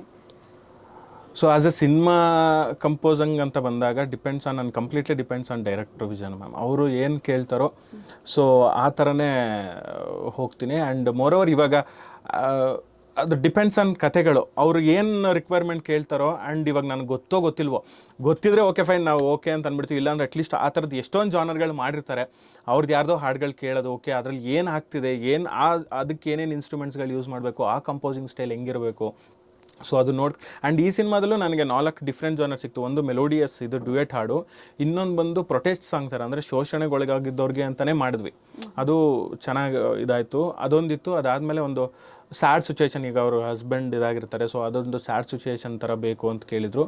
ಆ್ಯಂಡ್ ಇನ್ನೊಂದು ಬಂದು ಒಂದು ಕೋಪ, ನಾವು ಶೋಷಣೆಗೊಳಗಾದರೂ ಏನಕ್ಕೆ ಹಿಂಗೆ ಮಾಡ್ತಾರೆ ಅನ್ನೋದೊಂದು ಹೊರ ಹಾಕಬೇಕಿತ್ತು, ಆ ಥರದ್ದೊಂದು ಸಾಂಗು. ಸೊ 4 ಜಾನರ್ ಸಿಕ್ತು ನನಗೆ. ಸೊ ಆ ಥರ ಥಿಂಕಿಂಗ್ ಇರುತ್ತೆ ಮ್ಯಾಮ್, ಅವ್ರು ಹೆಂಗೆ ಹೇಳ್ತಾರೋ ಆ ರೀತಿ ಕಂಪೋಸಿಂಗ್ ಮಾಡ್ತೀವಿ. ಯಾವ ಜಾನರ್ ಚಾಲೆಂಜಿಂಗ್ ನಿಮಗೆ? ಈ ಜಾನರ್ ನಾನು ಕಲಿಬೇಕು ಬಟ್ ಅದು ಚಾಲೆಂಜಿಂಗ್ ಇದೆ ಅಂತ ಅಂದರೆ ಯಾವ ಜಾನರ್ ಅದು? ನನಗೆ ಇಂಟ್ರಡಕ್ಷನು ಮ್ಯಾಮ್. ಈಗ ಏನೋ ಒಂದು ಹೀರೋ ಇಂಟ್ರಡಕ್ಷನ್ ಬರುತ್ತೆ, ಇದೆಲ್ಲ ಬರುತ್ತೆ ಅಂತಂದರೆ ಅದು ಇಷ್ಟ ನನಗೆ. ಬಟ್ ಅದಕ್ಕೆ ಅದರದ್ದೇ ಆದ ಒಂದು ವೆಯ್ಟೇಜ್ ಇರಬೇಕು, ಅದಕ್ಕೆ ಅದೊಂದು ರಿದಮ್ ಕಟ್ಗಳಿರುತ್ತೆ. ಆಮೇಲೆ ಡಿಫ್ರೆಂಟ್ ಟೈಪ್ಸ್ ಆಫ್ ಅದೊಂಥರ, ಅದು ಹೆಂಗಿರುತ್ತೆ ಅಂದರೆ, ಇವಾಗ ನಾವು ಇದು ಮೆಲೋಡಿ ನಾವು ಮಾಡ್ಕೊಂಡ್ಬಿಡ್ತೀವಿ, ನನಗೆ ಇದು ಒಂಥರ ಕಂಫರ್ಟಬಲ್ ಝೋನು. ಸೊ ಅದೆಂಗಿರುತ್ತೆ ಅಂತಂದರೆ, ಈ ಕಡೆ ಕಟ್ಟಾಗಿರಬೇಕು, ಆಮೇಲೆ ಆ ಲಿರಿಕ್ಸ್ ಬಗ್ಗೆ ಗಮನ ಇರಬೇಕು, ಅದಕ್ಕೊಂದು ಜೋಶ್ ಇರಬೇಕು, ಒಂದು ಟಿಕ್ಕಾಗಿರಬೇಕು ಮ್ಯೂಸಿಕ್ ಎಲ್ಲ. ಸೊ ಅದೊಂದು ಜಾನರ್ ನಂಗೆ ತುಂಬ ಇಷ್ಟ, ಆ್ಯಂಡ್ ನಾನು ಅದನ್ನು ಇನ್ನೂ ಕಲಿಬೇಕು ಅನ್ನೋದೊಂದು ಆಸೆ ಇದೆ ನನಗೆ. ಓಕೆ, ಸೊ ನಿಮ್ಮ ಬ್ಯಾಕ್ ಬೋನು ಅಪ್ಪ ಹೊರತುಪಡಿಸಿ ಸಪೋರ್ಟಿವ್ ಆಗಿ ಟಿಲ್ ಟುಡೇ ನಿಂತವ್ರು ಯಾರು? ಈಗ ಅದೇ ನಮ್ಮ ತಂದೆ ತಾಯಿ, ನನ್ನ ತಮ್ಮ ಬಿಟ್ಟರೆ ನನ್ನ ವೈಫ್ ಮ್ಯಾಮ್. ಓಕೆ, ಯಾಕಂದರೆ ಅವಳು ನನ್ನ ಲೈಫಿಗೆ ಬಂದಿದ್ದೆ ನನಗೆ ದೊಡ್ಡ ಗಿಫ್ಟ್ ಅಂತ ಹೇಳ್ಬೋದು. ಯಾಕಂದರೆ ಆ ಟೈಮಲ್ಲಿ ಎಲ್ಲರೂ ಯೂಶ್ವಲಿ ಎಲ್ಲ ಹುಡುಗರಿಗೆ ಇದು ಫೇಸ್ ಆಗಿರುತ್ತೆ. ಮದುವೆ ಅನ್ನೋ ವಿಷಯಕ್ಕೆ ಬಂದರೆ ಫಸ್ಟ್ ಕೇಳೋದು ಫೈನಾನ್ಷಿಯಲಿ ಏನು ಸ್ಟೇಬಲ್ ಆಗಿದ್ದಾರೆ, ಒಂದು ಸ್ವಂತ ಮನೆ ಇದೆಯಾ, ಫೈನಾನ್ಷಿಯಲಿ ನನ್ನ ಹುಡುಗಿನ ನೋಡ್ಕೊತಾರೆ. ಯಾಕಂದರೆ ಇದನ್ನು ತುಂಬ ಫೇಸ್ ಮಾಡಿದ್ವಿ ನಾವು. ಸ್ವಂತ ಮನೆ, ಮ್ಯೂಸಿಷಿಯನ್ ಅಂತೀರಾ, ಟೀಚರ್ ಅಂತೀರಾ, ಹೆಂಗೆ ಕೊಡೋದು ಏನು ಅಂತ. ಆ ಟೈಮಲ್ಲಿ ಬಂದಿದ್ದವಳು. ಹೆಂಗೆ ಬಂದಿದ್ದು ನನಗೆ ಅಂದರೆ, ಓಕೆ ಹಿಂಗೆ ನೋಡಿದ್ವಿ. ಆ್ಯಕ್ಚುಲಿ ನೋಡೋ ಪ್ಲ್ಯಾನ್ ಇರಲಿಲ್ಲ ಅವತ್ತು. ಯಾರನ್ನೋ ತೋರ್ಸೋಕೆ ಕರ್ಕೊಂಡೋಗಿ ಅವ್ರನ್ನ ತೋರಿಸಿದ್ರು. ಸರಿ ಹೋದ್ವಿ, ನೋಡ್ಕೊಂಡ್ವಿ, ಆಯಿತು ಬಂದ್ವಿ. ಇವಳಿಗೂ ಇಷ್ಟ ಇರಲಿಲ್ಲ ಅವತ್ತು ನೋಡೋಕ್ಕೆ. ನಾನು ಯಾರನ್ನೂ ನೋಡಲ್ಲ, ಇಷ್ಟು ಬೇಗಲ್ಲ ಯಾಕೆ ಮದುವೆ ನನಗೆ ಅಂತ ರೇಂಜು. ನಾನು ಓಕೆ ಆಯಿತು ನೋಡಿದ್ವಿ, ನಂಗೆ ಇಷ್ಟ ಆಯಿತು, ಸರಿ ಬಂದ್ವಿ ನಾವು. ಅದಾದಮೇಲೆ ಒಂದು 2 ಡೇಸ್ ಕಟ್ಟಾದರೆ ನಮ್ಮ ಮೇಡಮ್ ಅವರಿಂದ ಒಂದು ಮೆಸೇಜು, ಓಕೆ ನಂಗೆ ಇಷ್ಟ ಆಗಿದೆ, ಈ ಥರ ಇದು ಮಾಡಬೇಕು ಅಂತ. ಬಟ್ ಅವ್ರ ಮನೇಲಿ ಒಪ್ತಿಲ್ಲ, ನಾನು ಕೊಡಲ್ಲ, ಹುಡುಗಂಗೆ ಸ್ವಂತ ಮನೆ ಇಲ್ಲ, ಮ್ಯೂಸಿಕ್ಕು ಅಂತೀರಾ, ಸ್ಕೂಲ್ ಟೀಚರು ಅಂತೀಯ, ನಿನ್ನೇನು ಸಾಕ್ತಾನೆ, ಬೇಕಾ ನಿಂಗೆ ಇದೆಲ್ಲ ಹಾಗೆ ಹಿಂಗೆ ಅಂತ. ಆ ಟೈಮ್ ಆದಮೇಲೆ ಅವಳು ಲವ್ ಮ್ಯಾರೇಜ್ಗೆ ಎಷ್ಟು ಹಠ ಬೀಳ್ತಾರೋ ಅದ್ರ ಡಬಲ್ ಬಿದ್ದುಬಿಟ್ಟಿಯಾಳೆ.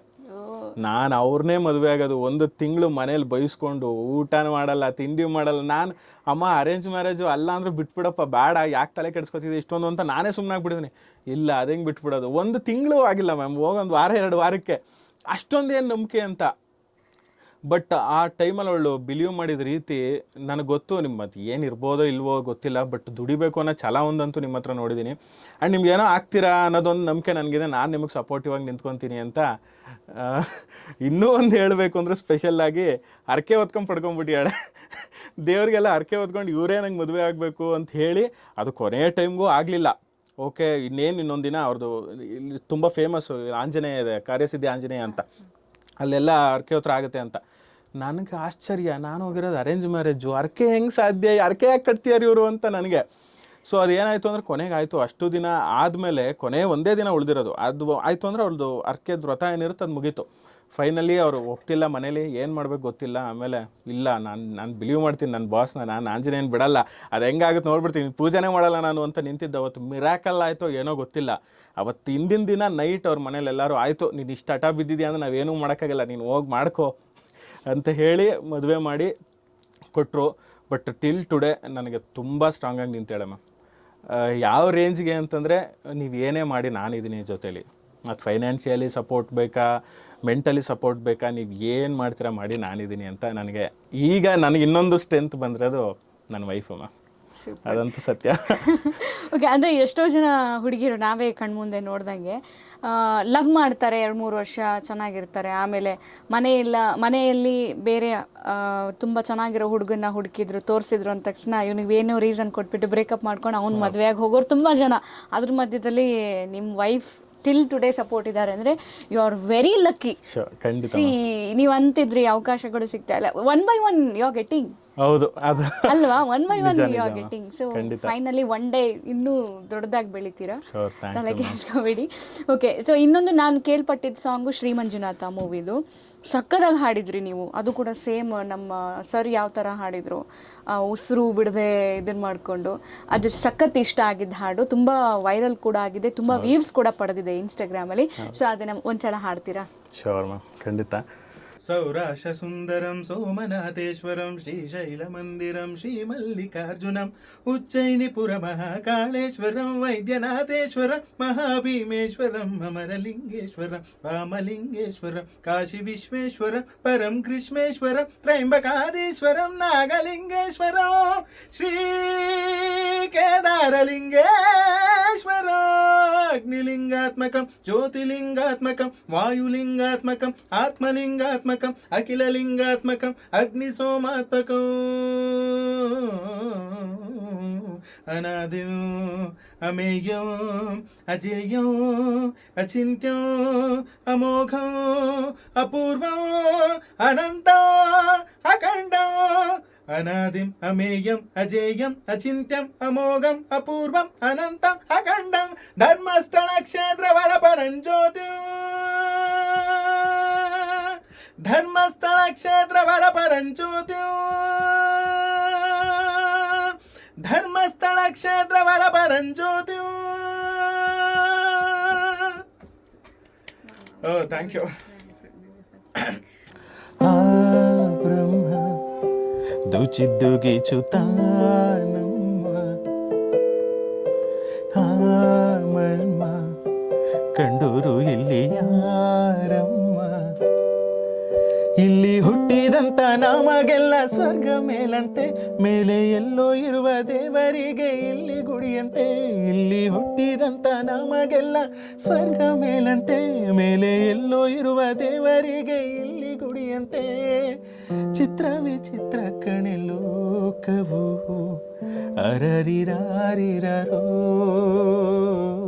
ಅರರಿರಾರಿರರೋ ಮಲಗೆ ಮಲಗೆ ಕುಪ್ಪಿ ಮರಿ ಕೊಡಿಸುವೆ ನಿನಗೆ ತುತ್ತೂರಿ ಮನೆ ದೇವರಾಣೆ ನೆರಳಾಗುತ್ತೀನಿ ಹೆಸರಿಲ್ಲದಿರೋ ಬಂದವೆ ಜನುಮಾಂತರದ ಬಂದುವೆ ಅರರಿರಾರಿರರೋ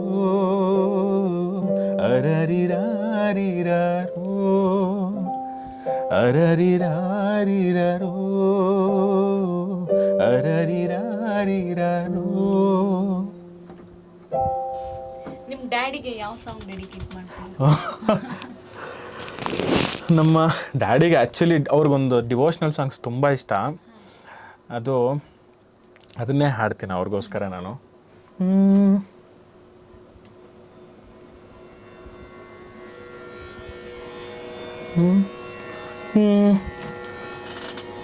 ಗೋವರ್ಧನ ಗಿರಿಧರ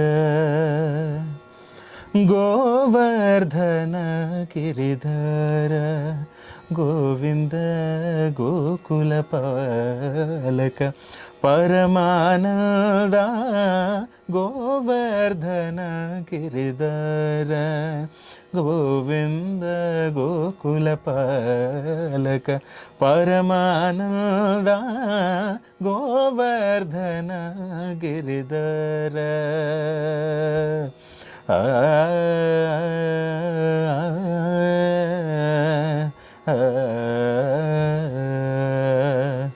ಪಾಡಿತ ಸೂರರಿಪು ಪದ ಪರ್ವಂದ ಪಾಡಿತ ಸೂರರಿಪು ಪದ ಪರ್ವಂದ ಪಾವನ ಚರಿತ ಪರಮೃಗಗಂಧ ನಾಟ್ಯರಸೋತ್ಕಟ ನಾನಾಭರಣ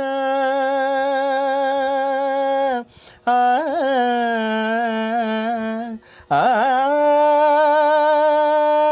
ಆ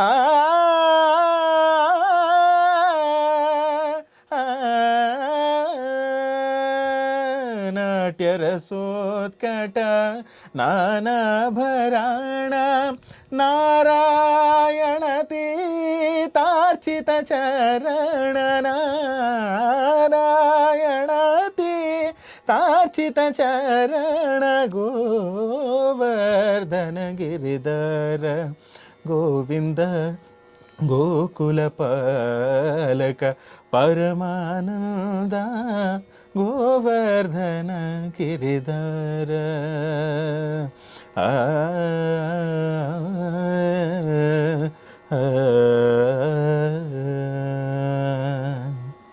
ಥ್ಯಾಂಕ್ ಯು. ಇದು ನಮ್ಮ ತಂದೆ ಫೇವ್ರೇಟ್. ನಾನು ಹಾಡೋದು ಇಷ್ಟ ಅವ್ರಿಗೆ. ಇದನ್ನು ಎಲ್ಲೋದ್ರೂ ಇದನ್ನು ಹಾಡು ಅಂತಾರೆ. ಹೌದಾ? ಸೊ ಅವ್ರಿಗೆ ಈ ಹಾಡು. ಈಗ ಸುಬ್ರಹ್ಮಣ್ಯ ಅವರೇ, ಎಲ್ಲರೂ ಲೈಫಲ್ಲೂ ಕೂಡ ಇರ್ತಾರೆ. ಏನಂತ ಅಂದರೆ, ಬೆಳೀತಾ ಇದ್ದಾರೆ, ಬೆಳಿಬೇಕು, ಅವ್ರು ಏನೋ ಪ್ರಯತ್ನ ಪಡ್ತಿದ್ದಾರೆ ಅಂದಾಗ ದೇರ್ ವಿಲ್ ಬಿ 50-50. ಒಂದು 50% ಜನ ಇರಲಿ, ಏನೋ ಮಾಡಲಿ, ನಮ್ಮ ಕೈಯಿಂದ ಆದಷ್ಟು ಮಾಡ್ತೀವಿ, ಇಲ್ಲ ನೀನು ಆಗುತ್ತೆ ನೀನು ಮಾಡು, ಇಲ್ಲ ನೀನು ಮುನ್ನುಗ್ಗು ಅಂತ ಹೇಳೋರು ಇರ್ತಾರೆ. ಅವನ ಕೈಯಿಂದ ಏನು ಮಾಡೋಕ್ಕಾಗುತ್ತೆ, ಹಿಂಗೆ ಮಾಡೋಕ್ಕೆ ಹೋಗ್ತಾನೆ, ಹಂಗೆ ಬಿದ್ದೋಗ್ತಾನೆ, ಏನೂ ಇಲ್ಲ, ಏನು ಮಾಡ್ತಾನೆ, ಏನೂ ಇಲ್ಲದೆ ಹಂಗಾಗ್ತಾನಂತೆ ಹಿಂಗಾಗ್ತಾನಂತೆ. ಸೊ ಈ ಥರ 50-50 ಜನ ಇರ್ತಾರೆ. ಸೊ ನಿಮ್ಮ ಲೈಫಲ್ಲೂ ಕೂಡ ಬಂದಿದ್ದಾರಾ ಆ ಥರದ ಜನಗಳು? ಬಂದಿದ್ದಾರೆ. ಆ್ಯಕ್ಚುಲಿ ಅದು ನನಗೆ ಪಾಸಿಟಿವ್ ಆಗಿರೋದೇ, ಇವನೇನು ಮಾಡ್ತಾನೆ, ಇವನೇನು ಹಾಡ್ತಾನೆ, ಸಿಂಗರ್ನ, ಎಲ್ಲ ಆಗೋಕ್ಕಾಗುತ್ತೆ ಅನ್ನೋದನ್ನೇ ನಾನು ತುಂಬ ಸೀರಿಯಸ್ ಆಗಿ ತೊಗೊಂಡಿದ್ದಮ್ಮ.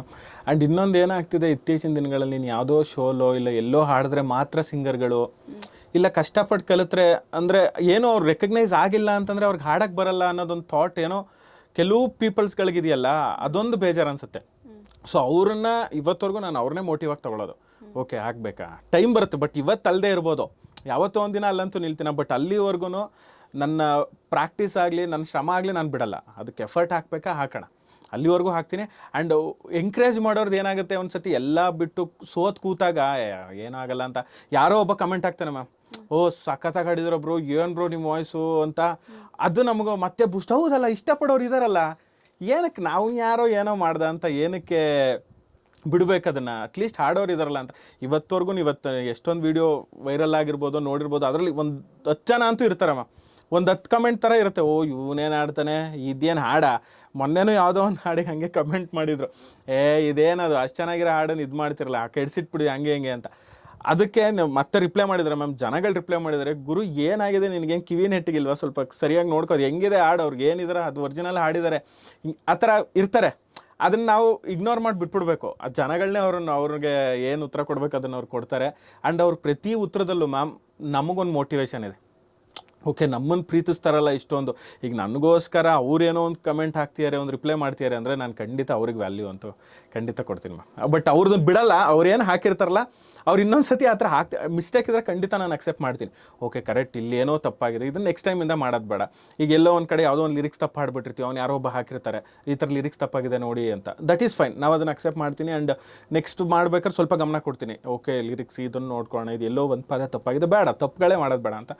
ಸೊ ಆ ಥರ ಎರಡನ್ನೂ ಬ್ಯಾಲೆನ್ಸ್ ಆಗಂತೂ ತೊಗೊತಾ ಇದ್ದೀನಿ ಮ್ಯಾಮ್. ಓಕೆ, ಸೊ ನಿಮಗೆ ಓವರ್ ಆಲ್ ರೋಲ್ ಮಾಡೆಲ್ ಯಾರು? ಒಂದು ಸಂಗೀತ ಕ್ಷೇತ್ರದಲ್ಲಿ ಹಾಡಿಕೆಯಲ್ಲಿ ಯಾರು ನಿಮಗೆ ಮಾಡೆಲ್? ಮ್ಯೂಸಿಕ್ ಡೈರೆಕ್ಟರ್ ಆಗಿ ಯಾರು ನಿಮಗೆ ರೋಲ್ ಮಾಡೆಲ್?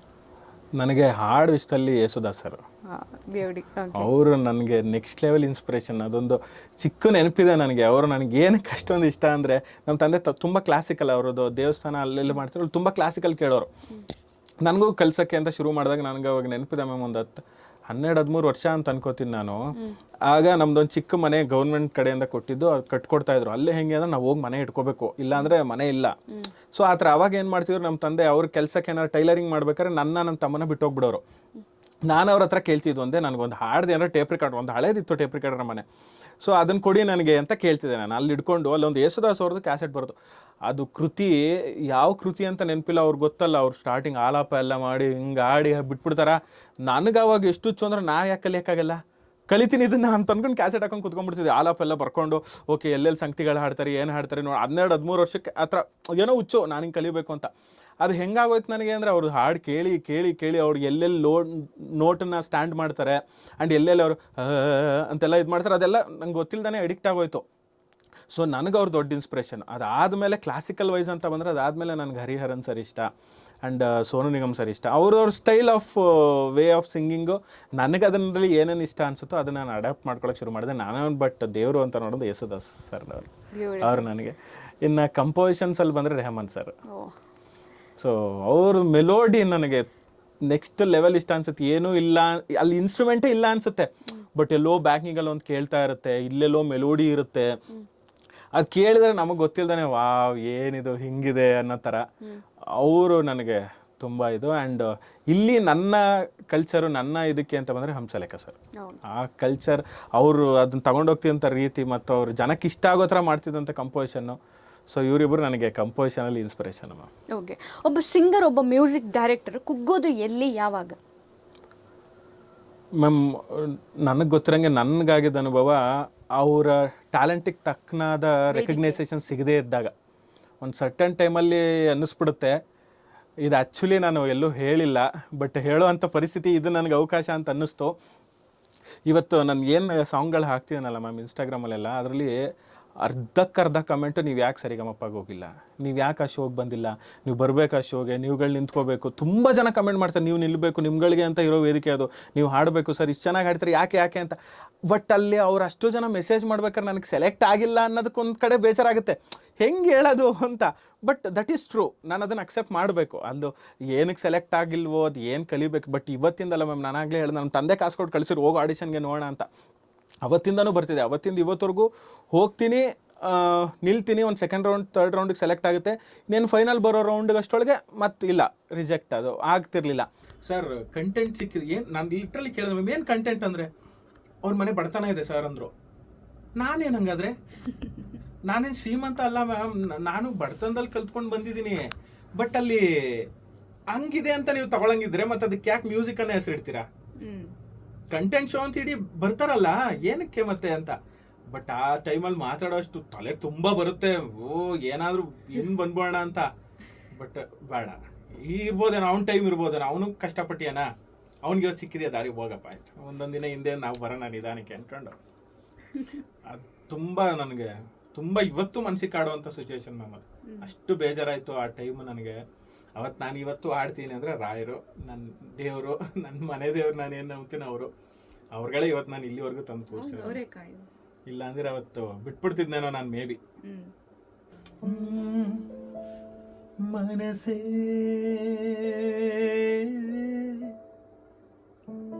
ಬದುಕು ನಿನಗಾಗಿ, ಬವಣೆ ನಿನಗಾಗಿ, ನನ್ನ ಪ್ರೀತಿ ಸುಳ್ಳಾದರೆ ಜಗವೆಲ್ಲ ಸುಳ್ಳು ಅಲ್ಲವೇ?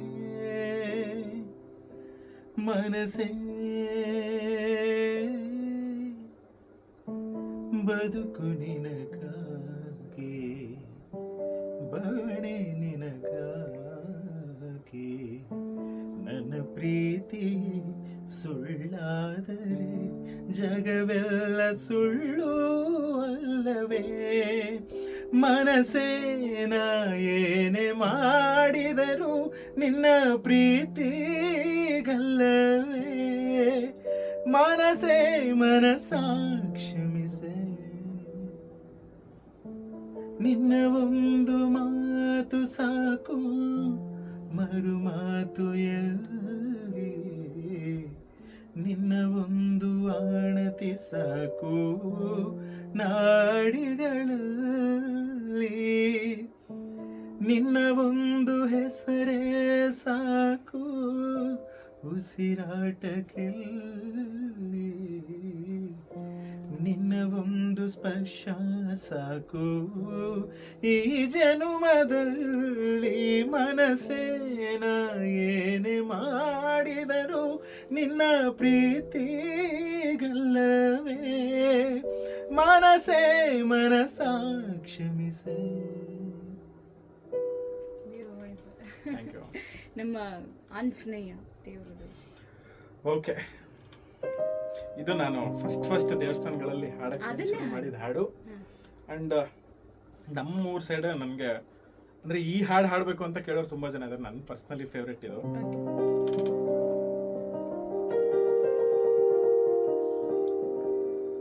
ಪವಮಾನ ಪವಮಾನ ಪವಮಾನ ಜಗದ ಪ್ರಾಣ ಪವಮಾನ ಜಗದ ಪ್ರಾಣ ಸಂಕರುಷಣ ಭವಭಯರಣ್ಯ ದಹನ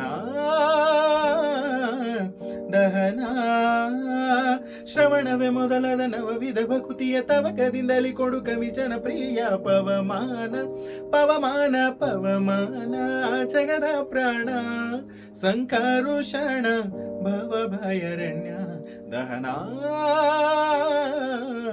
ದಹನ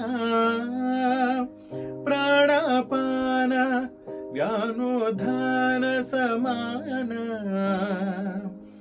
ಆನಂದ ಭಾರತಿ ರಮಣ ಆನಂದ ಭಾರತಿ ರಮಣ ನೀನೇ ಶರ್ವಾದಿ ಗೀರ್ವಾಣಾದ್ಯಮರರಿಗೆ ಜ್ಞಾನಧನ ಪಾಲಿಪವರೇಣ್ಯ ಜ್ಞಾನಧನ ಪಾಲಿಪವರೇಣ್ಯ ನಾನು ನಿರುತದಲ್ಲಿ ಏನೇನೆಸಗಿದೆ ಮಾನಸಾದಿ ಕರ್ಮ ನಿನಗೊಪ್ಪಿಸಿದೆನು ಪ್ರಾಣನಾಥ ಸಿರಿ ವಿಜಯ ವಿಠಲನ ವಿಠಲ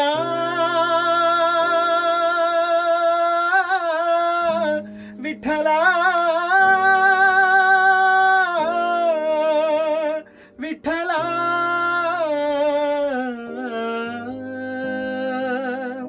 ಪ್ರಾಣನಾಥ ಸಿರಿ ವಿಜಯ ವಿಠಲನ ಕಾಣಿಸಿಕೊಡುವುದು ಭಾನು ಪ್ರಕಾಶ ಪವಮಾನ ಪವಮಾನ ಪವಮಾನ ಜಗದ ಪ್ರಾಣ ಸಂಕರುಷಣ ಭವಭಯರಣ್ಯ ದಹನ ಪವಮಾನ ಪವಮಾನ.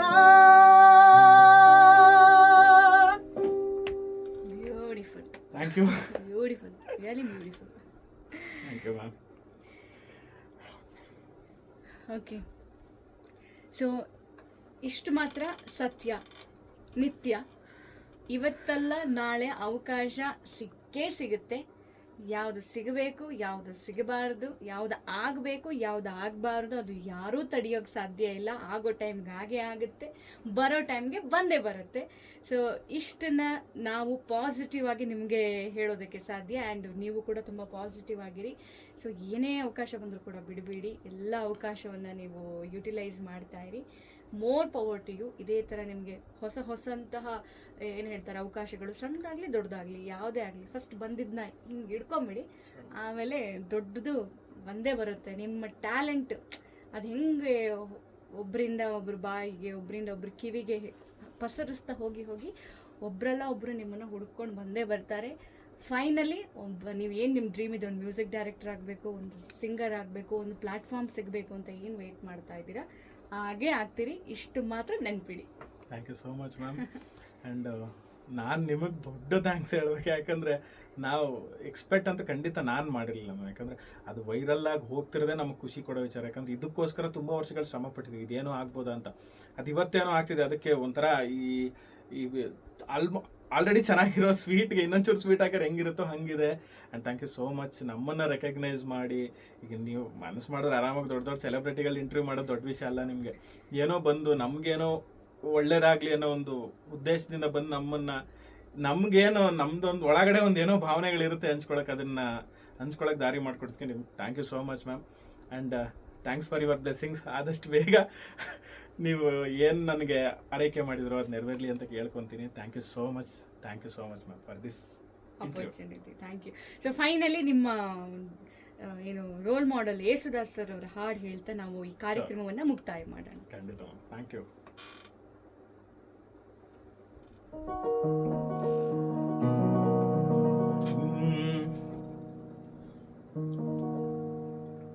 ಬಂಗಾರದ ಬೊಂಬೆ ನನ್ನ ದೇವಿ ನೀನಮ್ಮ, ಊರೆಲ್ಲ ಹೊತ್ತು ತಿರುಗುತ್ತೇರು ನಾನಮ್ಮ. ಬಂಗಾರದ ಬೊಂಬೆ ನನ್ನ ಪ್ರಾಣ ನೀನಮ್ಮ, ನಿನ್ನನ್ನು ಹೊತ್ತು ತಿರುಗು ದೇಹ ನಾನಮ್ಮ. ತಂದಾನನ ತಾನಾನನ್ನಾನ ಕೇಳ ಚಿನ್ನ ಸುವಾಲಿ ರಾಗನ. ತಂದಾನನ ತಾನಾನನ್ನಾನ ಕೇಳರನ್ನ ರಂಗೋಲಿ ರಾಗನ. ಎಲ್ಲಿದೆ ಹೇಳು ನಿನ್ನ ಕಾಯ ತಂದನ ಕೇಳಿ ಮಂಗಮಾಯ